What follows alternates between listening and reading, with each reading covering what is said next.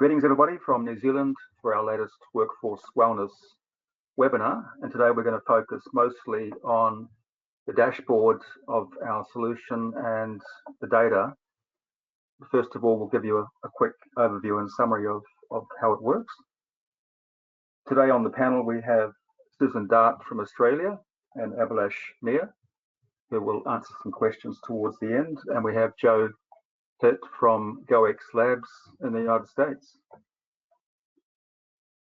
So we'll cover a few basic pain points and challenges. We'll go into the dashboard reading with Joe from GoX, and then we'll answer some questions.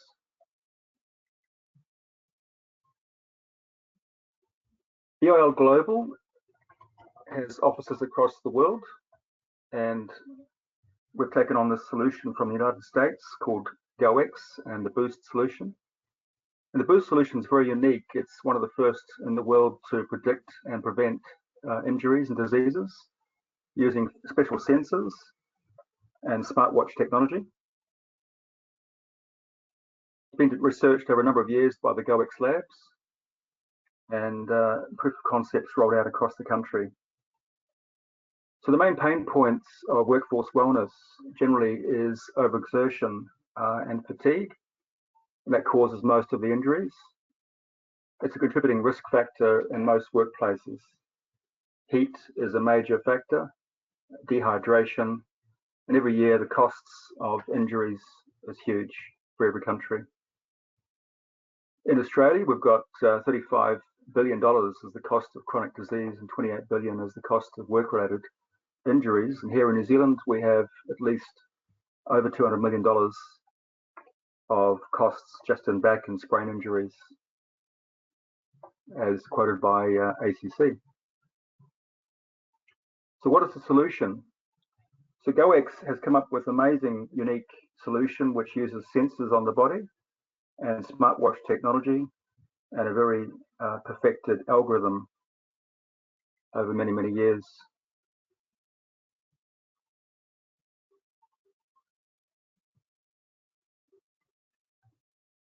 So across many industries, this solution can work in many ways, but effectively the sensors are placed on the collars of the shirts, and from that we can determine the type of bends and the speeds of the bends and the force on the body. And the smartwatch reads this from Bluetooth technology and takes into consideration the heart rate and the VO2 and a number of other factors to produce the data on the dashboard on the right. When the work is finished for the day, they put the watches on the chargers, which uploads the data to the cloud and into the dashboard. And if they're wearing smartwatches with cell technology, that data can be watched live by managers and data specialists or ergonomic health workers. So right now I'd like to hand it over to Joe from GoX, and he can explain more about how the dashboard works. Hello, everybody. Let me go ahead and, this is Joe Hitt from GoX Labs. Let me go ahead and open up the dashboard. This is a live view of the dashboard. And over here are the different organizations that we can see. So for example, you have US Air Force, Air Force Human Performance Wing, ATI, and on. These are the different organizations. The organization I've highlighted is New Watch Demo Organization. So we are constantly testing, and this is one of our internal testing groups, and this is the dashboard of that group. There are 47 users within this organization with 47 Boost systems. Currently, there's one active system.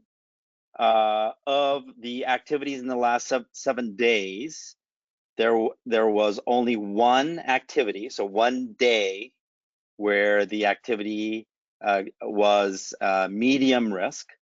The other 17 were low risk. This by date, you can see November 25th to December 2nd. Here, this is the aggregated risk score of this organization. So imagine your company, this would be the total aggregated risk score for your company. So here it says 15.7 and so on. And so this is a very handy way to know what the risk is for your company. 0 is best and 100 is worse. So for this organization, which is our internal group, you can see that our risk is generally pretty low. At the highest point, it was 26%. Over here to the right is company usage of the 47 systems.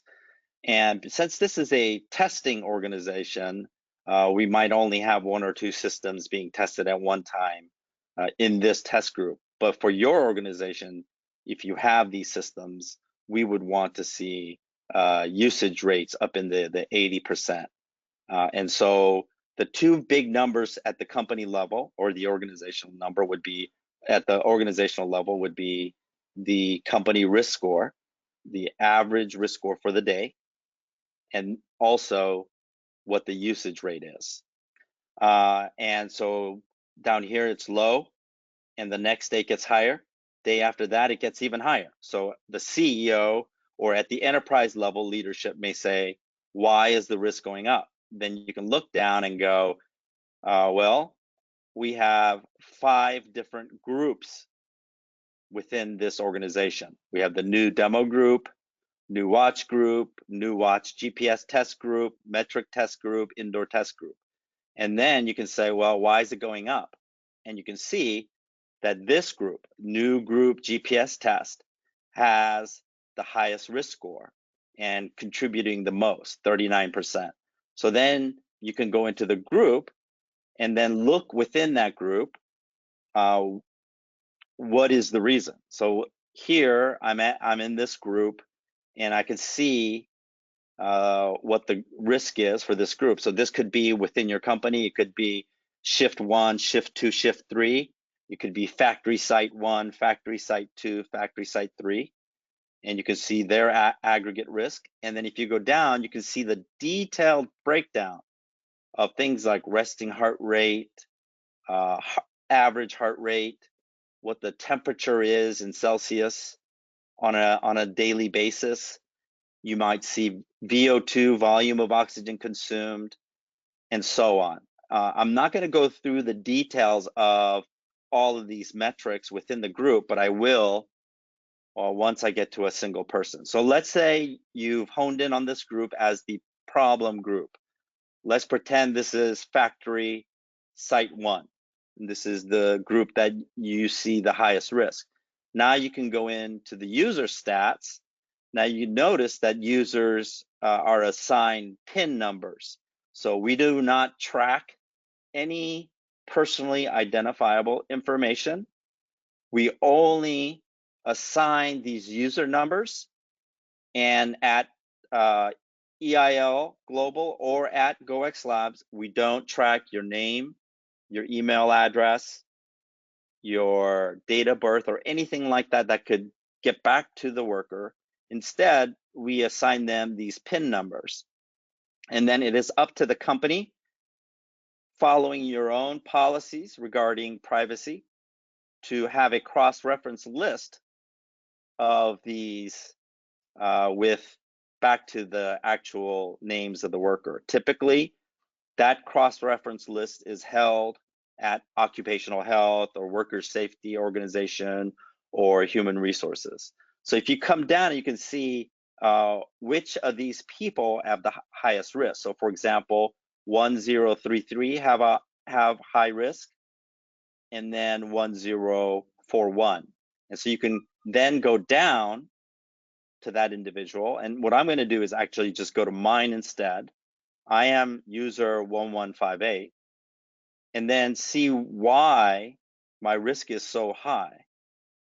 And you can go into that individual. You can look at their average risk in terms of VO2. VO2 tells us a lot about fatigue, and I'll go into that shortly. Obviously, this is beats per minute, heart rate. And then down here are different risk levels, and I'll go into that shortly as well. But what this allows us to see is a snapshot of user 1158, which is me, by the way, in this test group. and see if there are any indicators, concerns, and they're color coded. So you can quickly get to them and say, oh, their VO2 levels too high or too low. So then here then are the different activities. So you can see I did an 8-hour run on the 17th of November. I did a 9-hour run on the 16th, and so on. And next to that is the aggregated risk for that day. And so you can see that I was green for this 8-hour run on the 17th of November. On the 16th of November, I was amber. And if you quickly look down, you can see that I was either green or amber on all of the days that I recorded.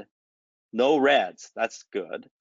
But you can kind of quickly see where I am amber, and then you can go into one of them. So let's say I go down and I pick one of these and I go into one.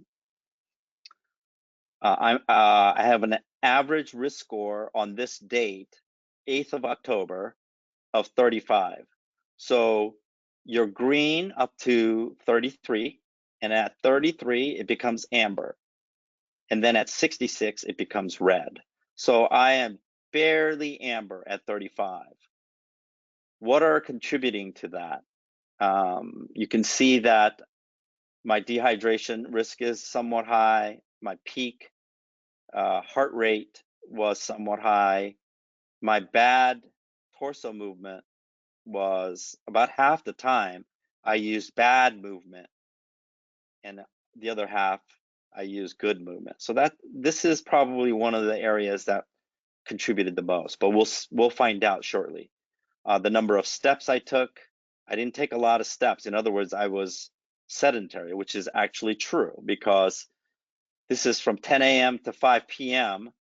And what you can see is that this is my resting heart rate of 53, which, by the way, we automatically calculate based on the active heart rate we get. And you can see then in yellow is my active heart rate. You can see that it inclines, and at some point it gets high and then it goes back down. But overall, it's going up slowly, besides these sharp movements and activity. VO2 is your volume of oxygen consumed. What we have is a model that allows us to estimate your volume of oxygen consumed. Volume of oxygen consumed is the best way to assess energy expenditure and fatigue. And the way we do that is we estimate your near real-time VO2, so your VO2 at that moment in time, and we compare it against this green line, which represents 30% of my personal VO2 max, and the purple line, which represents 50% of my personal VO2 max. In other words, VO2 max is the most I can do. It's the most amount of exertion I can have at any moment in time. And so what we're comparing is your actual VO2 to the 30% line and 50% line. Using sports science, what we have determined is that in a work setting, we want your VO2 to generally be below 30% and extend into the 30% line on short basis of 30 minutes at a time or so. And you can see that most of the day, because I'm sitting, I'm well below that. And then only at certain points in time, here at 1:47 p.m., my VO2 exceeds 30%. And you can also see that my heart rate corresponds with 116 beats per minute. And if you go below, you can see my cadence. Cadence is steps per minute. I'm pretty much sedentary, 0 steps per minute. And then at this point in time, I got up and I walked at some 14, 15 steps per minute to go do something. And then I'm back to doing nothing. And so my VO2 did get up into the 30% range. and then it went back down. Now, what's interesting is, though, even though I am basically sedentary all day from 10 a.m. to 5 p.m., you can see that the heart rate goes up over time. And this is because of two reasons. One is my temperature. This is in Phoenix, Arizona, and the temperature was quite high. Started at 26 degrees Celsius. By the end of the day, it was up to 37 degrees Celsius. So as the temperature increased and I was working outside, even though I was sitting and just working, the effects of temperature and not drinking a lot of water caused this cardiac drift, because there's less volume of blood due to dehydration. My heart had to beat faster and faster to move the same amount of blood throughout the body. And you can clearly see this cardiac drift. Besides, and that's besides these couple times when I did actually move. So that's very interesting to see. Now, the aggregated risk. So GoX Labs and EIL Global, we're the only ones that offer not only these component risks. So VO2 risk is your fatigue risk, your heart rate risk is your exertion risk, your torso movement risk is your back injury risk, and then dehydration risk. So not only do we compute each one of these component risks, we have over the 12 years developed a method to aggregate all four of these into a single risk. And that is the risk score that you see here, 35 for the day. And you remember you saw green, amber, red for all the activities I ran. So that's associated with this aggregate risk. So let's go back to the aggregate risk. The aggregate risk is in yellow. And you can see that it's low here and then it goes up and then it kind of stabilizes over time. If you look over here at about 11:25 a.m., the average risk is the highest. It's at 43%. That's the yellow line. What causes that yellow line to be so high? It's the blue line and the red line. The red line especially, it peaks at above 75%. And so that's your torso movement risk. In other words, my movement was really bad. In my case, it was my posture because I was sitting. So these zones represent your posture ratings. So zone 1 is good posture or good movement, good lifting position and movement. Zone 2 is bad posture, and zone 3 is worst posture. And if you look down here at the start of the day, I had pretty good posture. The reason you can tell that is zone 1 is accumulating most of the time. These times are in seconds. So I have 1965 seconds of good movement. But what happens is that I start to slouch, and I am now in zone 2. The green line is increasing. And what do you see? What you see is that as I'm in zone 2, the other two zones are flat, meaning that I'm only in zone 2. And if you take that up and look at the red line, which is the risk score, torso movement risk score, it goes up and goes up and goes up and goes up to right here at 11:28. And you see right here, that's 11:28. What happens at 11:28? Well, at 11:28, I am in bad enough position that the watch vibrates and notifies me that I'm in bad torso movement and to check my position. So at that point, the watch warned me. And what do you see? At 11:28 or thereabouts, right there, 11:29, I start to go back into zone 1. meaning good posture. And I maintain a good posture for most of the day until 3:25 p.m. And you can see that my torso risk continually comes down until I get to about here at 3:25, when I get lazy again and I slouch and my posture goes back into zone 2. And so if you look at the red line, it tells the story of risk getting higher and higher and higher. And once it hits above 66%, the watch counts the time, and at some point it gets bad enough that the watch vibrates and warns me, hey, check your position. And what does that do? It brings my overall risk down. And you can see that this yellow line, based on looking at this yellow line, you can see that my overall risk goes down as my torso movement risk goes down. Now, blue line represents dehydration risk. It kind of goes up and it tapers, but it stays at this level. And that's because I didn't drink any water throughout the day. And so my dehydration risk went up. If I would have drank water and then I input how much liters I consumed, this blue line would have gone down as well, which would have caused the yellow line, or the aggregate risk, to go down.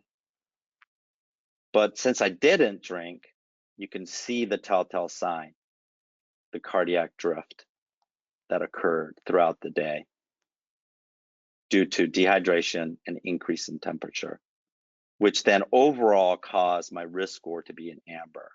And if you go back to my activities, you can see when risks were amber, when the risks are green, and so on. And then if you go back to the groups and you look at a group, you can go, which user has the highest risks that is contributing to the organization's increase in risk. So what this dashboard allows you to do at the highest level is to have two numbers, the company risk trend and company usage. So this is at the enterprise level, you only have to look at these two numbers. And if they go in a bad direction, you can kind of come down and go, which groups are contributing? And then you can go into the groups and then see which people are contributing. And then you can go into the people and figure out which risk components are contributing. And in that way, it's a very closed loop process, active closed loop process, to be able to manage risk from enterprise all the way down to the user level. Okay, Abby, I think that does it for me. I will stop showing my screen and turn it over to you. All right, thank you, Joe. That was quite a nice run through over the dashboard. It gave us quite a bit of good insights towards the actual usage of the system in redesigning the tasks that we need to do in many of these enterprises.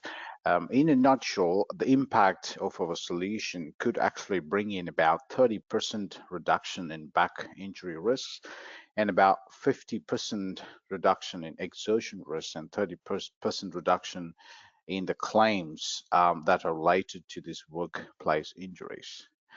And we have a bunch of industries where we have different use cases and applications of our solution into it. Some of them are listed in here: automotive, transportation, oil and gas, utilities, military, construction, manufacturing, chemical refineries, police, and insurance. Yeah, so we have use cases and case studies for many of these industries, and we would further be glad to provide more references, and we are glad to take up more proof of concepts across different industries on how the solution really works.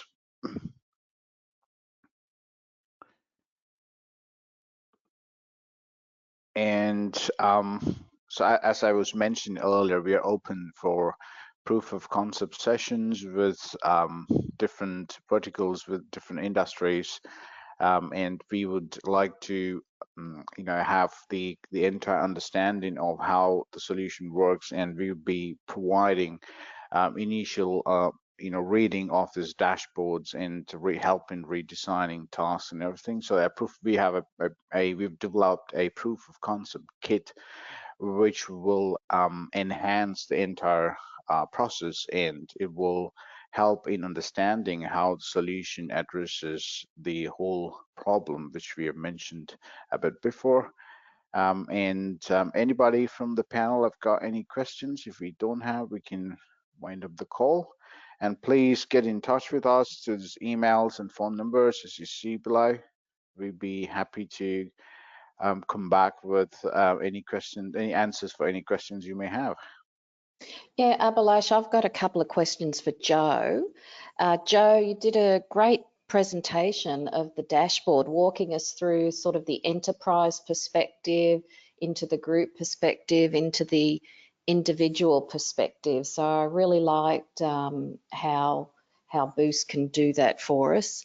And I'm really interested in understanding better how much can be done in real time for the worker as opposed to at the end of the day. So for instance, at the beginning, Grant mentioned that at the end of the day, the workers can take off their watches or their pods, whatever sensors they're wearing, and then the information is uploaded to the cloud. But I think also there's the real-time aspect where a worker can get real-time feedback, and you talk briefly about real-time feedback. They've got bad posture or bad movement. So can you talk about the difference of sort of real-time feedback versus sort of at the end of the day analysis? Yes, so our primary focus is the worker. It is about worker wellness.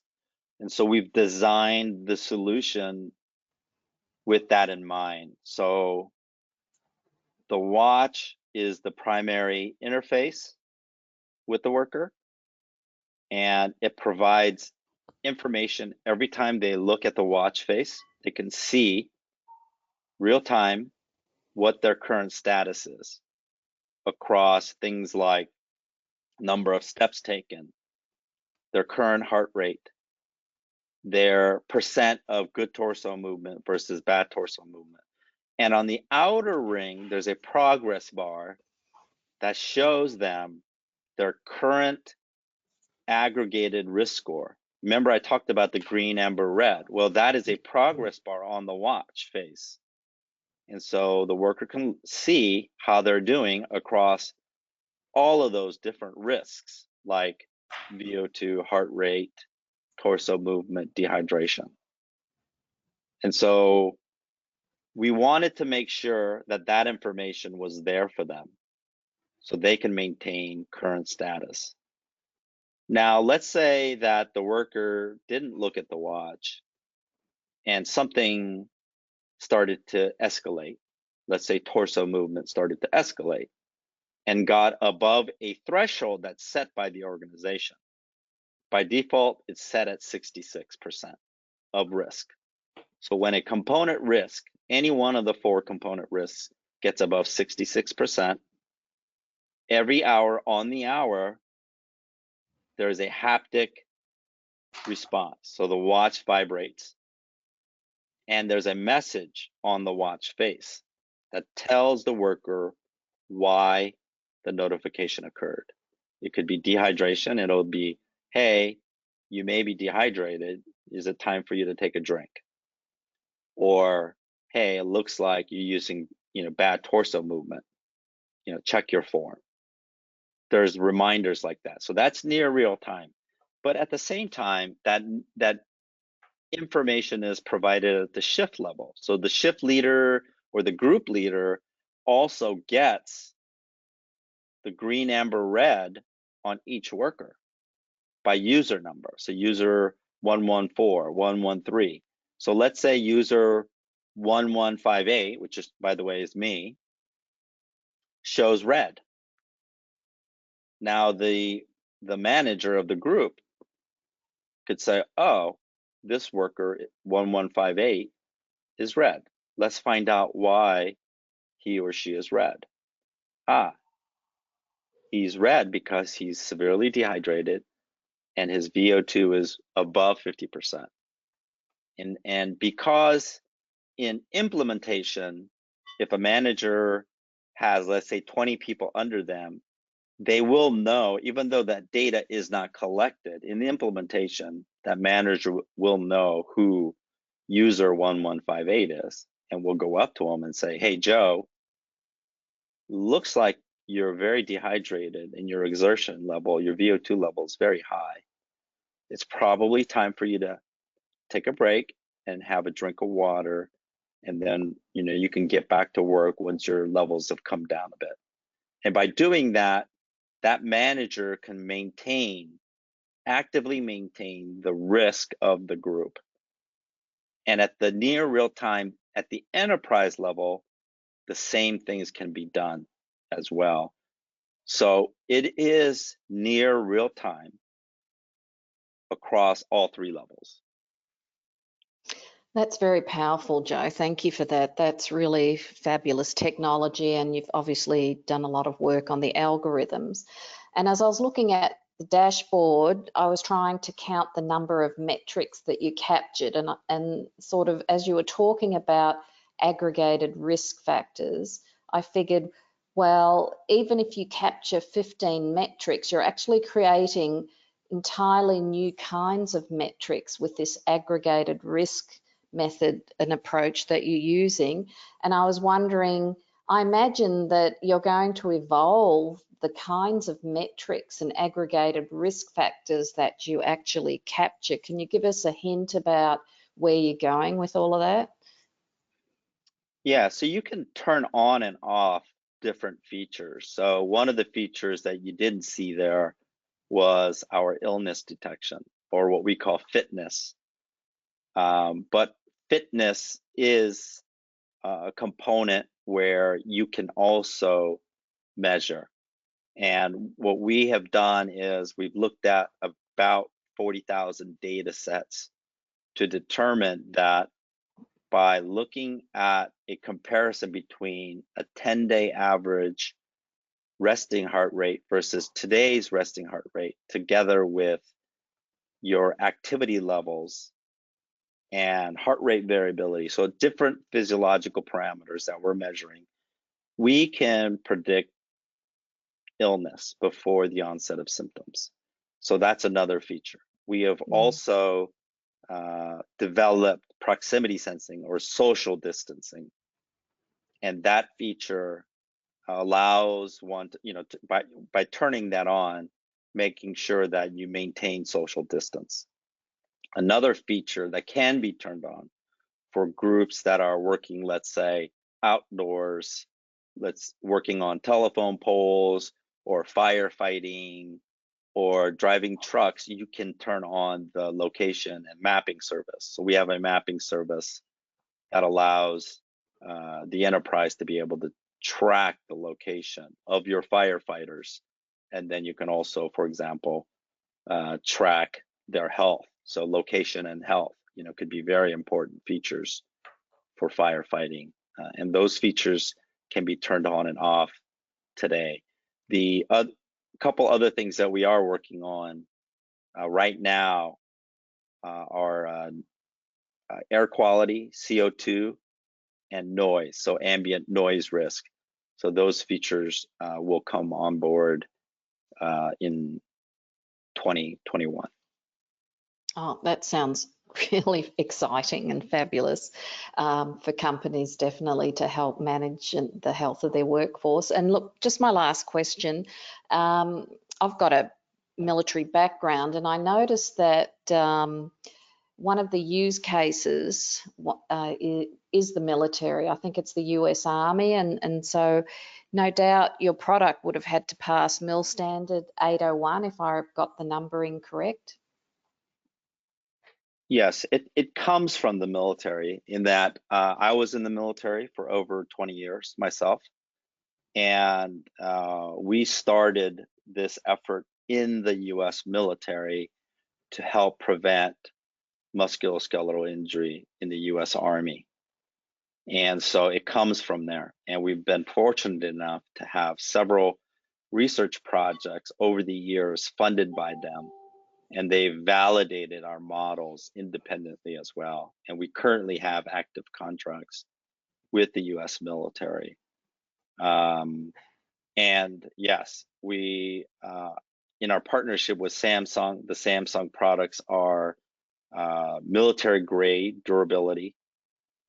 It's enterprise level, meaning all of the security, the privacy, the data is encrypted in collection, in transmission, in storage.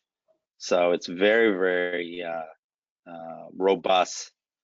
And in the combination between our software and the hardware we use just doesn't exist anywhere in the world. You're not going to get the secure, durable, military grade, military validated solution like what we have here with Boost. Yeah, it sounds really fabulous. And so, look, that's the last of my questions. Thanks, Joe, and thank you, Abhilash.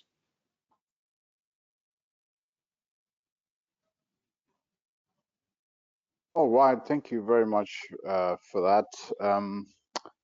Assistants Susan and Joe. So that comes to the end of the webinar here. Please get in touch with us if you've got more questions or any clarifications that you need from our side. And we thank you for your time with us today. Have a great rest of the day. Thank you. Bye. Bye-bye.